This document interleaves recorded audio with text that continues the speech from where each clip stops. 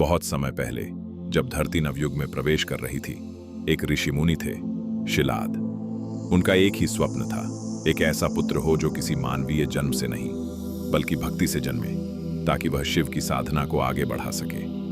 वर्षों तक वे तप करते रहे, अग्नि और हिम के बीच, सिर्फ एक शब्द के साथ, महादेव। एक दिन तप से प्रसन्न होकर स्वयं भगवान शिव प्रकट हुए। शिव ने कहा, शिलाद, तेरा तप पवित्र है, वर मांग। शिलाद बोले, प्रभु, मुझे ऐसा पुत्र दीजिए जो अमर हो, जो जन्म और मृत्यु से परे हो। शिव मुस्कुराए, बोले, तुझे वही मिलेगा जो तू स्वयं सच्ची भक्ति से रचेगा। और शिलाद ने मिट्टी से एक बालक गढ़ा, मन से जीवन दिया। उस बालक का नाम रखा गया नंदी। नंदी बड़ा हुआ, विनम्र, ज्ञानी और भक्त। एक दिन दो देव ऋषि, मित्रा और वर्ष, उनके घर आए और बोले, हे बालक, तेरा शरीर भले तेजस्वी है, पर यह नश्वर है, तू मरेगा। यह सुनकर शिलाद का हृदय टूट गया, लेकिन नंदी हंस पड़ा। उसने कहा, यदि मेरा जन्म भक्ति से हुआ है, तो मृत्यु भी मेरी शिव भक्ति का मार्ग बनेगी।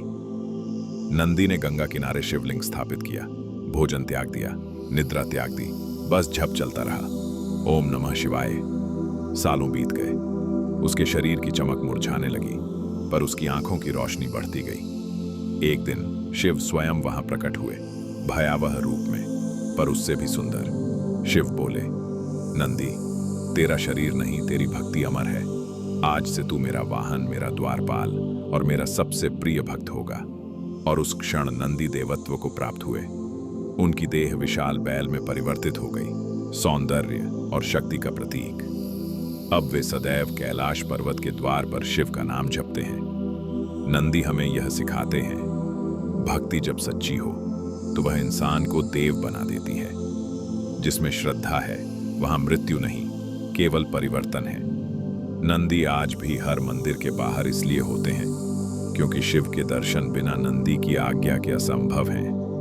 हर भक्त जब नंदी के कान में अपनी प्रार्थना कहता है तो वह सीधे महादेव के हृदय तक पहुंचती है। देव बनने के लिए महल नहीं चाहिए, बस श्रद्धा चाहिए। नंदी का जीवन यही कहता है, जब मन स्थिर हो तभी शिव भीतर प्रकट होते हैं। जब तुम भक्ति में डूब जाओगे, तब हर श्वास ओम नमः शिवाय बन जाएगी और वही पल तुम्हारा अमरत्व होगा। हर हर महादेव।